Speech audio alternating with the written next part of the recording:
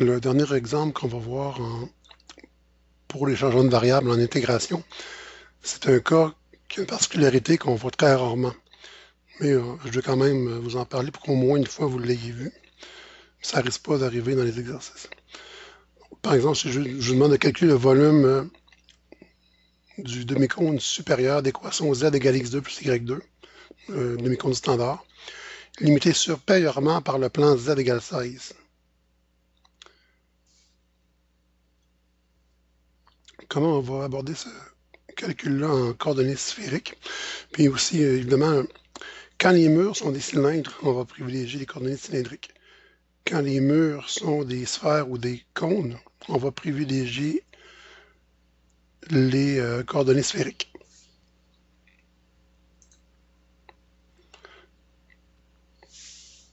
Puis en deux dimensions, on a les coordonnées polaires. Donc avant d'écrire mon volume, je vais transformer mes équations en coordonnées sphériques. La sphère de tout à l'heure, c'était simple. J'ai ρ égale le rayon de la sphère, puisque une constante en coordonnées sphériques, c'est une sphère, une boule. Là, ici, bon, j'ai affaire à un cône et j'ai affaire à un plan. Donc, on va trouver les équations des deux. On va commencer par le cône. Le cône est d'équation Z2 égale X2 plus Y2.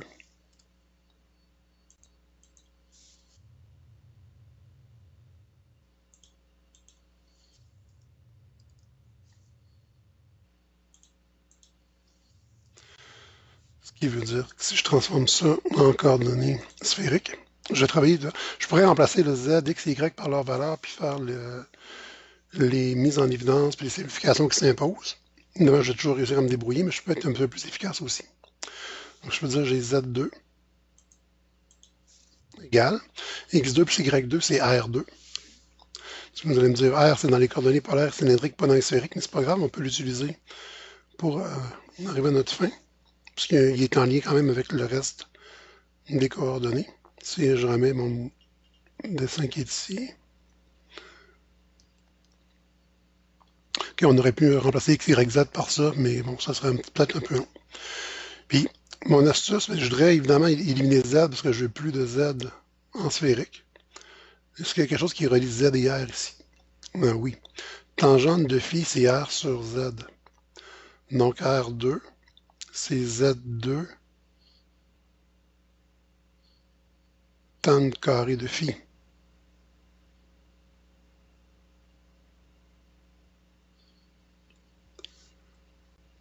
Donc j'ai Z2. Ou si, en fait, de façon plus simple, je peux me dire j'aimerais ça faire apparaître un R sur Z. Ben, je vais juste diviser. C'est ça. Ça veut dire ici que Z sur R sur Z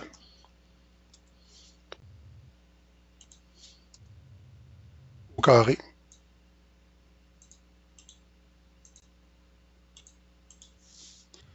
J'ai divisé par Z carré de chaque côté. Et je vais avoir 1 égale R carré sur Z carré ou R sur Z au carré égale à 1. Mais R sur Z, c'est tangente de phi. Ça veut dire que tangente carré de phi,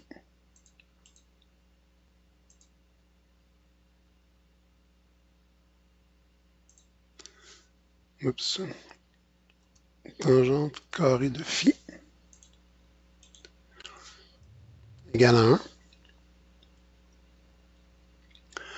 Compte tenu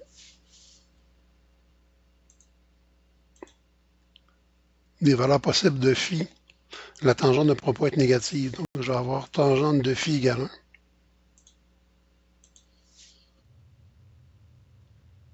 Ce qui implique que phi égale arctangente de 1. Donc, en radian, phi égale pi sur 4.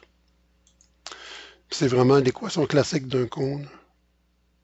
Pi égale un angle. Phi égale un angle. Parce que je pars de l'axe des Z.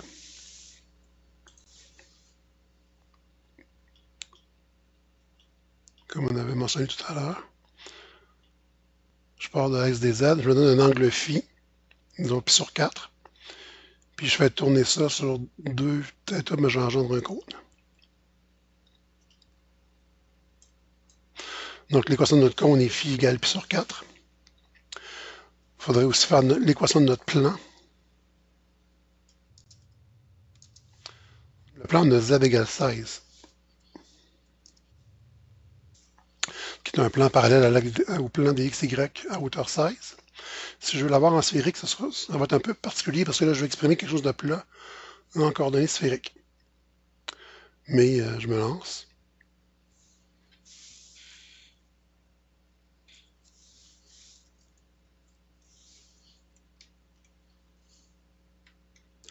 Z, c'est rho cos phi.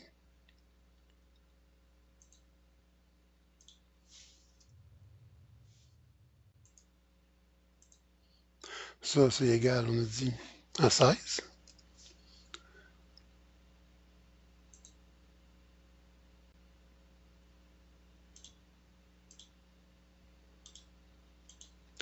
Ce qui veut dire que rho, je vais essayer d'isoler rho comme j'essaie d'isoler r dans les polaires, donc la distance, ce qui me pointe vers le point de la surface que je cherche. Donc rho égale 16 divisé par cos phi ou encore 16 séquentes de phi.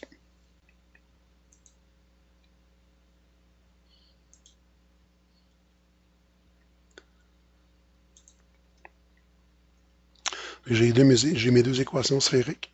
Phi égale pi sur 4. Rho égale 16 séquentes de phi. Je vous avais dit, c'est quoi la grande particularité? Grande particularité ici. Bon. Si on vient revoir le problème, là.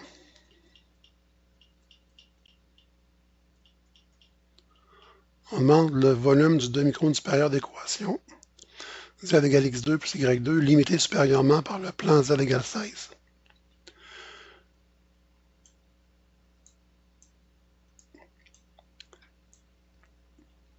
OK. Donc, mon volume, alors, l'intégrale, θ allant de quoi à quoi? Ben, j'ai pas de limitation. Pour m'engendrer mon cône, il faut que je pivote un tour complet. Bon, il n'y a rien de décentré, donc j'ai θ égale 0 à 2π.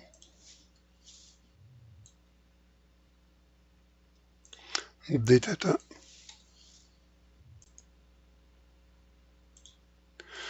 Puis là, ce que je vais surtout vous parler pour la particularité ici, c'est que là, on voit que je ne peux pas mettre ρ dans le milieu.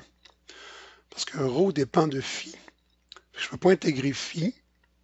Puis après avoir quelque chose qui a encore du phi dedans, parce que là, je ne pourrais plus l'intégrer, puis je ne pourrais pas avoir une réponse qui sera une constante.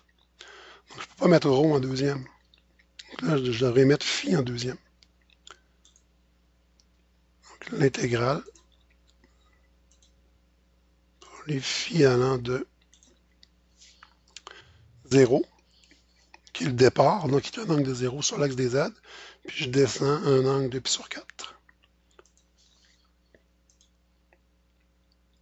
Donc, je pars de l'axe des Z qui est phi égale 0, dans mon segment qui engendre mon compte qui est phi égale pi sur 4.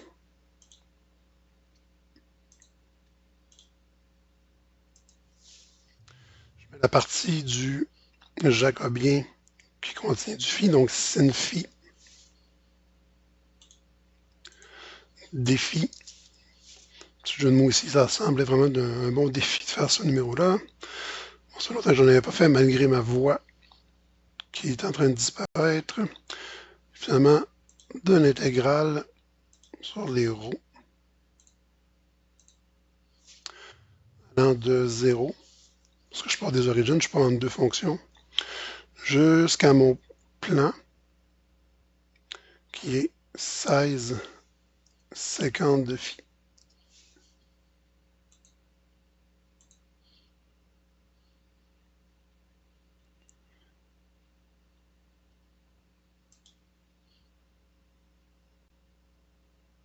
Je mets la partie du jacobien qui contient du ρ, donc ρ carré. 0.